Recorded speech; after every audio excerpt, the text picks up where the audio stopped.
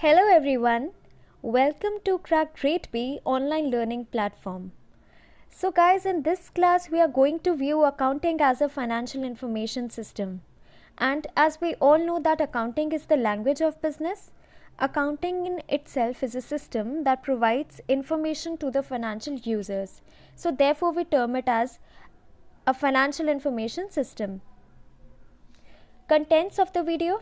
So these are the following terms that we are going to discuss in this video. The first one being double entry system of accounting, basis of accounting, cash and accrual, recording of transactions, and the subparts are as follows: preparation of vouchers, using debit and credit, rules of debit and credit, process of recording, journal to ledger, balancing the ledger, trial balance, accounting cycle. That is the summary of this whole video.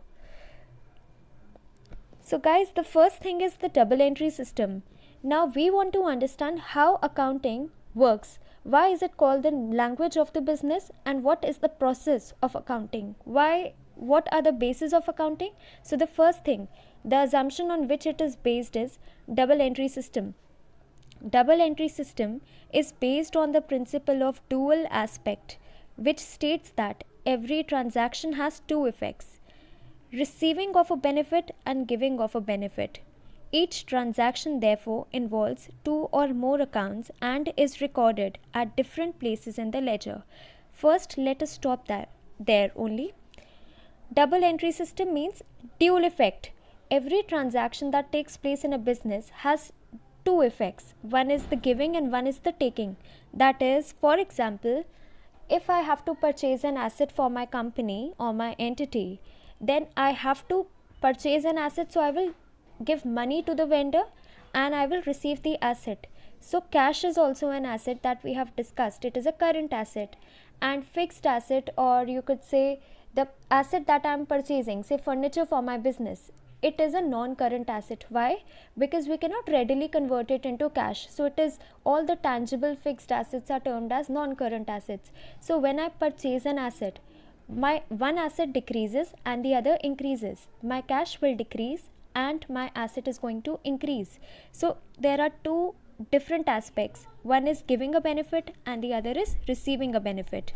So each transaction therefore involves two or more accounts and is recorded at different places in the ledger. The basic principle followed is that every debit must have a corresponding credit. Thus, one account is debited and the other is credited. Double entry system is a complete system as both aspects of transaction are recorded in the books of accounts. It is a complete system. Why? Because if you can see in the example, purchase of machine by cash. So the machine which is increasing our asset, we have to debit it. We will later on learn the rules of accounting, in which we will see that when an asset is increased, we debit it, and when there is a decrease in asset, we credit that asset or that ledger of the asset. Next is the basis of accounting. So from viewpoint, the timing of recording of the transaction, there can be two broad approaches to accounting. We have already discussed that there are two types of transactions, and one is we immediately pay cash for it, and the other one is the credit transaction, where we do not pay cash immediately, we pay it at a future date. So the first thing, there are two bases of accounting. First is the cash basis, that only involves when we are paying to a vendor or when we are receiving something from our debtor, then only we record that transaction. Now here we can read this line. Under the cash basis, entries in the books of accounts are made when cash is received or paid, and not when the receipt or payment becomes due. The example is, if office rent for a month of May 2014 is paid in April 2014, it would be recorded in the book of account only in April 2014.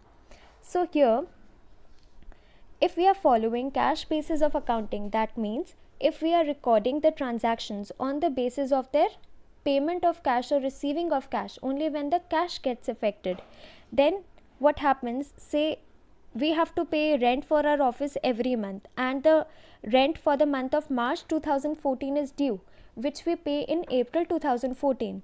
If we are following the cash basis of accounting, what we do is we do not record the transaction of paying rent in the month of March, but we record it in our books when it is paid, but not when it is due.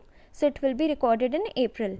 But under the accrual basis, however, revenues and costs are recognized in the period in which they occur, rather when they are paid. One important thing that you can notice above in this example of March and April is, if you are like going on with the cash basis of accounting, then you won't be recording your transaction of the rent paid in March, but you will be recording it in April. So the accounting year or the financial year that starts from 1st of April of one year and the 31st of March of the next year. Now that in that case, in the financial year of 2013-14, that is 1st April 2013 to March 2014, the expenditure of the rent related to that period of March 2014, that should be covered in our financial year 13-14. But here what happens, if you are recording on cash basis of accounting, you will pay the rent in April and record it in the April month. Now it seems like, according to the books of accounts, it will seem like the expenditure of rent was of April, that is financial year 14 to 15, and not of 13 to 14. So that is where it goes wrong. So therefore it is well said, under the accrual basis, however, revenues and costs are recognized in the period in which they occur, rather when they are paid. This is a more appropriate basis for calculation of profits, as expenses and income will be recorded for the period to which it relates and will show correct profit for a particular period. If in the above example we were to follow accrual basis, that is when the expenditure occurs, it is not important in accrual basis of accounting when the cost or the expenses paid. It is important when it arises, and we were due to pay the rent in the month of March. So in our books of accounts, if we are going to maintain it using the accrual basis, we will record it in the March. Therefore what will happen, whole year, if we have to calculate the profit of the period April 2013 to March 2014, and we have recorded that rent we had to pay this much, though we have not paid it, but we were to pay it, and the expenditure related to March. So that way we will be able to ascertain the correct profit. So usually, actually what is followed is accrual based accounting is followed in all the businesses, whether small or big. Okay, recording of transactions. Accounting is the language of business. Accounting is the process that helps to record, summarize, analyze, and report the information that concerns the financial transactions. The first step of accounting is to record transactions like purchase of goods, payment, sale, receipt of cash, etc. A document which provides evidence of the transaction is called the source document or a voucher, such as cash memo, invoice, sales bill, pay in slip, check, salary slip, etc. All recording in books of account is done on the basis of the voucher. So the first step of accounting is receipt of vouchers. What is a voucher? When we go to a super bazaar to buy some groceries, we get a bill. That is a voucher for the business. That business or the super bazaar is providing us with a bill that yes, we were a customer and we bought these goods, and we get that voucher. It is also a receipt for us, that it is also an evidence that we purchased from super bazaar. So the voucher is the first step of recording the transactions, the evidence of transaction, accounting, since it is the process which helps to record. So the first step of accounting is the receipt of vouchers. That is, here you can see a sample of the voucher I have provided in the picture. It is a transaction voucher. In that voucher, the first thing is name of the firm, then the voucher number, date, and debit amount or credit amount, whatever it could be, the amount, and narration, authorized by, prepared by. So there are two different persons. One can prepare the voucher, that can be a normal accountant and authorized by a higher authority, say manager or any other person in the business. Here, salary voucher. If we are paying to an employee his salary, that is also a transaction, payment of expense to an employee. So the salary slip is also known as voucher. It is an evidence of the transaction. So the first step of accounting, please remember, it is the receipt of the voucher. Now, preparation of accounting vouchers. If a company has to prepare, the accountant has to prepare the vouchers of the company for whatever expenses it has incurred, or if it has to give to a customer on selling of the goods, then it has to prepare vouchers. So the main elements, essential elements of an accounting voucher must contain these following things. It is written on a good quality paper, as we can see in the this image of the transaction voucher. Next, name of the firm must be printed on the top. So here is the name of the firm, because we should know that if I am Super Bazaar, I am an accountant at Super Bazaar and I have to issue vouchers to the customers, the name of the company should be written on the top. Why? Because it should mention, the voucher should mention to which company it relates to. Date of transaction is filled up against the date column. So where there is date column, it should mention that on this date the transaction has taken place. Next is the number of voucher is to be in serial order. For example, line by line there are 5 customers in a day. So the first transaction is done with customer A. So the voucher number will be 1 for it, and the next customer it will be 2 for it. Serial wise, there should be no missing, like missing voucher number. Say I'm issuing the first voucher as number 1 and then I issued voucher number 4. It should not be like that. It should be in proper trail, consecutive numbers. Next thing is name of the account to be debited or credited is mentioned. Whether I have paid it to a customer, paid amount to the lender, or I have received an amount from a customer. The debit credit we learn later on, but it should mention if we are debiting the account of customer or crediting from a lender, it should mention that.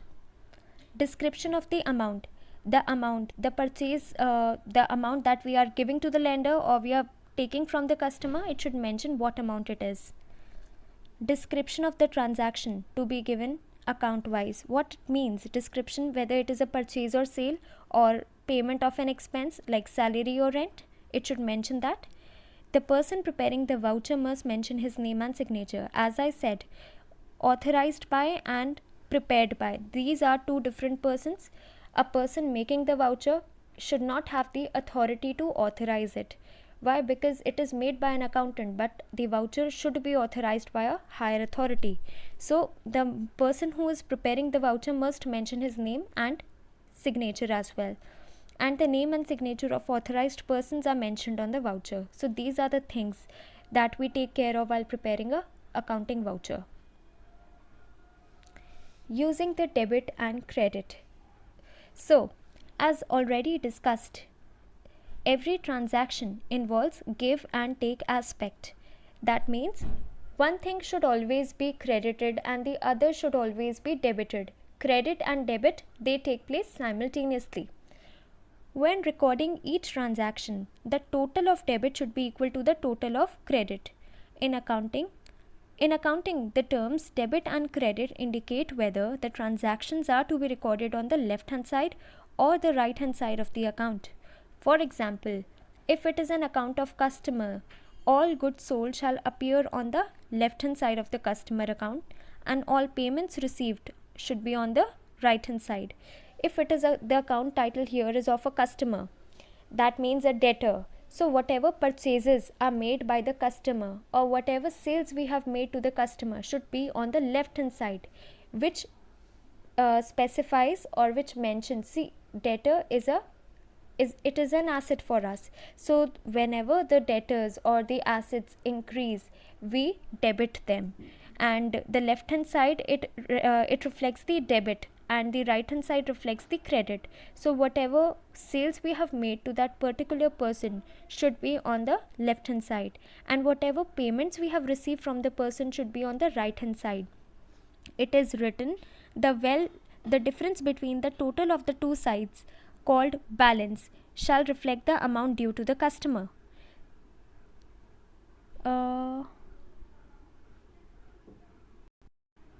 See, if the credit side is greater than the debit side, that means the payments that we have received from the debtor are more than what we have sold to the customer. In that case, we will say that amount is due to the customer. But if the goods sold to the customer are worth say 40,000, but the payments received over here are only 20,000, then we will say that amount of 20,000 is due from the customer. So the left side is called debit and the right side is called the credit. The rules of debit and credit. We will not go in so much detail, but you have to know the rules of debit and credit, and I will give you an example for each of them. All accounts are divided into 5 categories for purposes of recording the transactions: asset, liability, capital, expenses, and gains. So 5 types of accounts are there, 5 categories are there. 2 fundamental rules to the following recording the changes in these accounts are: for recording changes in assets or losses. See, the movement of assets and losses, they are very similar. There are 2 rules for recording the changes in assets and the losses. Increase in asset is debited and decrease in asset is credited.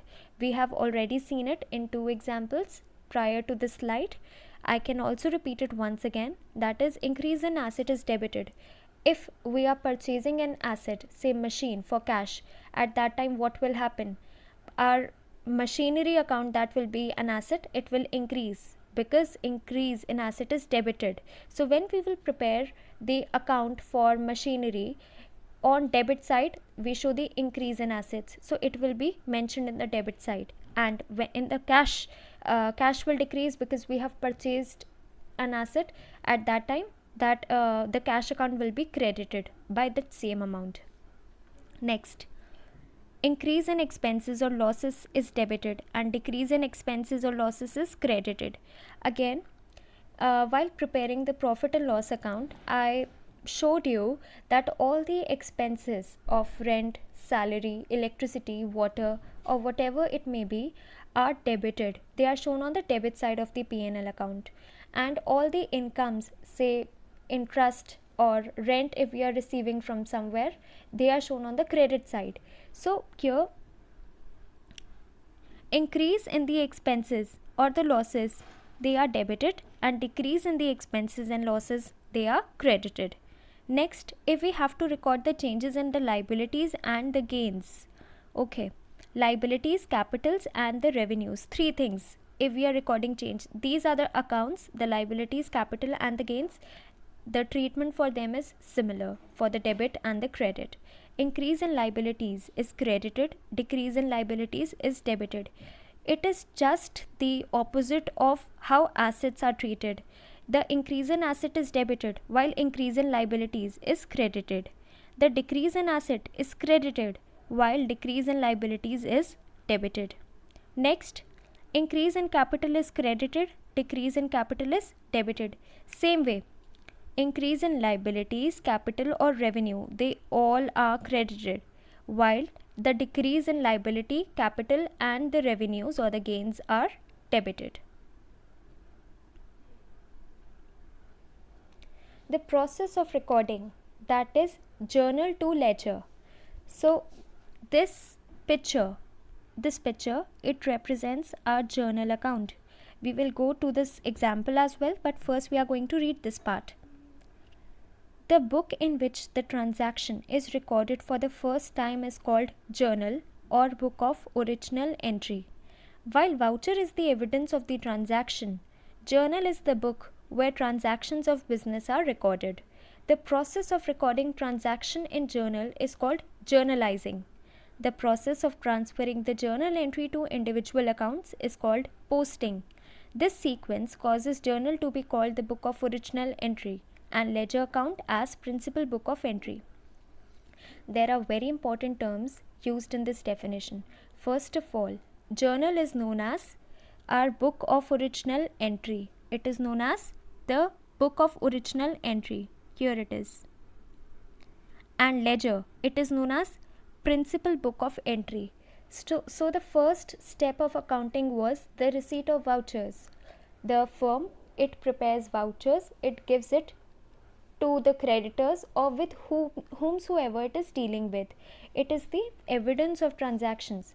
Now we have to record those vouchers somewhere. Where do we record it?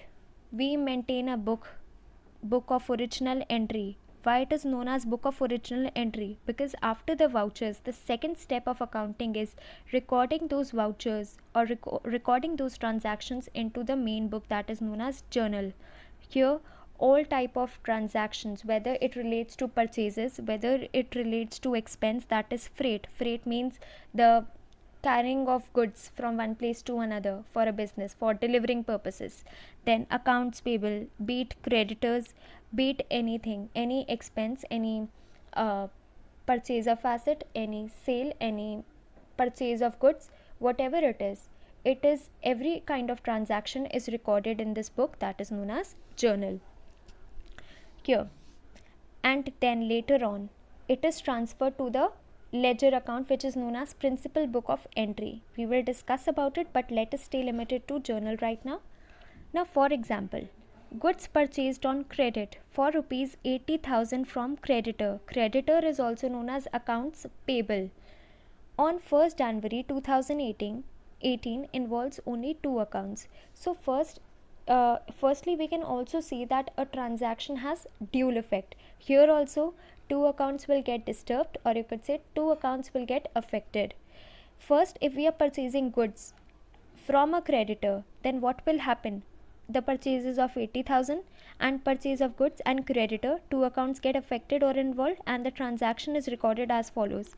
Here on 1st January, purchases to accounts payable. Purchase, what is purchase? It is our, let us see it. So here the rule for purchase says, okay, if we look on to assets, purchase is not an asset. Instead, the goods that we have purchased, they will be termed as an asset. So they are purchase is definitely not an asset. Liability, there is no obligation when we talk of purchases. It is an obligation towards the creditors, that is the other ledger. Capital, since we are not bringing any money to the business for investment purpose, it is not a capital. Purchase is simply an expenditure on the business. It is a expense that we incur for the goods that we have to buy for the purpose of business. So here we can see increase in expense is debited and decrease in expense or the losses is credited. Purchases here is therefore debited, and accounts payable, which means the creditors. Now we will see the rule for this thing. The creditors, we know we have an obligation to pay them at a future date. So therefore they are termed as the liability for the business, and we are crediting them over here. Why? Let us see that. The rule for creditors, it says increase in liabilities is credited and decrease in liabilities is debited. Here we are following this thing. Increase in liabilities is credited. But why are we following it? Because we now have an obligation to pay to a creditor for the 80,000 rupees that we have, for which we have purchased the goods. Since 80,000 rupees is now increased, this we have to pay. The liability has increased and therefore we are crediting this liability. So the entry goes for purchases to the accounts payable 80,000. Here we can see in this whole ledger account there are many type of transactions that we have recorded. Almost all type of transactions are recorded in the ledger, in the journal, and then they are afterwards taken into their respective heads in their respective ledger accounts that we will see on the next slide. Here in journal, the transactions are recorded in the chronological order. Chronological order means how they are occurring. like the first transaction that happened in the morning and then the next transaction, and in that way, and as and when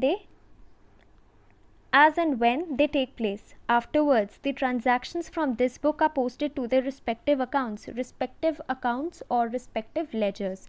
So here when we talk of posting the entries from journal to ledger, we talk of this thing.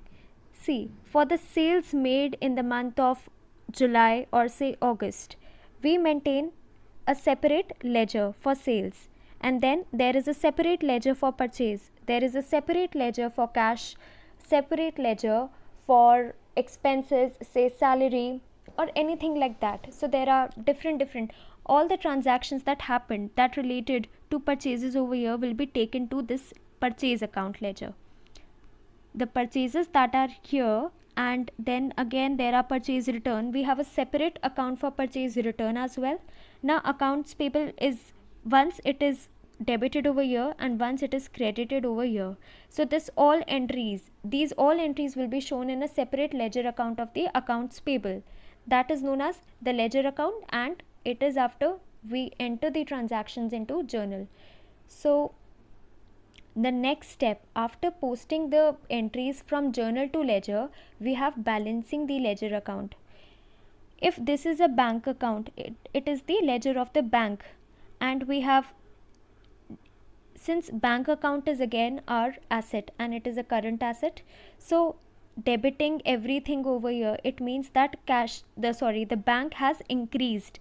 We brought capital to the business and therefore the bank balance increased by 3000. Then we made sales to a customer, and after for which we got money, that is 400, which he deposited in the bank. And then when, I don't know what it is, it can be any kind of sale or anything like that. Maybe we have sold a fixed asset and we receive 1500 for it. Then here the expenses, if we are giving money for rent, obviously a bank account will become less, and therefore it is shown in the credit side. The rent expense is 2000, and then we purchased some goods for which we paid rupees 250. So here we can see the total of the money in the bank is 4900, and here we can see it is the expenses is 2250. So the excess of money in the bank is 4900 minus 2250, which comes to be 2650. So this is known as balancing of account. Here it is the balance that has left with us, and here we have balancing the accounts, 4900 here, 4900 here, and then we are taking the remaining amount to the debit side, that is the bank balance in hand. So here it is written, accounts in the ledger are periodically balanced, generally at the end of accounting period, with the objective of ascertaining the net position of each amount or each account. The balancing of an account means that the two sides are totaled and the difference between them is shown on the side. Like here, we had 4900 rupees in bank account and the expenses paid were 2250. So here, balancing of an account means that the two sides are total and the difference between them is shown on the side which is shorter in order to make their totals equal. This side was shorter, so we are writing the balance over here to make 4900 and 4900 equal. Next, the amount of balance is brought forward down in the next accounting period, indicating that it is a continuing account until it is finally settled or closed. Next, the trial balance. Now after we have posted our entries into the ledger through journal, then the next step is to prepare a trial balance for the whole year. A trial balance is a statement showing the balances or totals of debits and credits of all the accounts in the ledger with a view to verify the arithmetical accuracy of posting into the ledger accounts. Trial balance is an important statement in the accounting process as it shows the final position of all accounts and helps in preparing the financial statements. So here, since it is a bank account, the brought forward balance at the end of the year, that is 2650. Same way, we balance every account. Like here we balanced the purchase account by 7000 rupees. and here in the sales ledger the balancing figure is 2000 rupees. So that way we balance each account, and the balance of each account is then made into a trial balance. A trial balance is made, and that balance is carried over to the debits and the credits. If a party has a debit balance, say land and building has a debit balance, then it will be shown over here. And if capital account has a credit balance, then it will be shown over here. And a trial balance should always match. Why? Because for every debit there is a credit. The trial balance is made for checking the arithmetical accuracy. Since for debit there is an equal credit, so the debit and credit should always match. If they do not match, we can see that we have made some mistake while posting from journal to ledger. So if I sum up the class of today, what we have learned is the accounting cycle or the accounting process. That is, the first thing we learned was the preparation of vouchers, which are known as the source documents. These are known as the vouchers. After that, the next step is recording the vouchers into the journal, recording the transactions into the journal. And then the next step is we post entries from journal to the respective heads or the respective accounts, which is known as their ledger account. After that, the balancing of each of the account, the balance figure or the balanced amount at last, we transfer it to the trial balance, which is a statement showing the totals of debits and credits of every account. And after that, the next step is the preparation of financial statements. But we have covered this trail till here, from vouchers to trial balance. This we will discuss in another chapter full-fledgedly. That will be the last chapter of our subject, but for the timing we have covered vouchers till trial balance. So thank you very much everyone. I hope that you have a better clarity of this subject with every video that I make for you guys. So these are the courses that you can go through on the website www.crackgradeb.com. They are the star performers, and thank you and happy learning.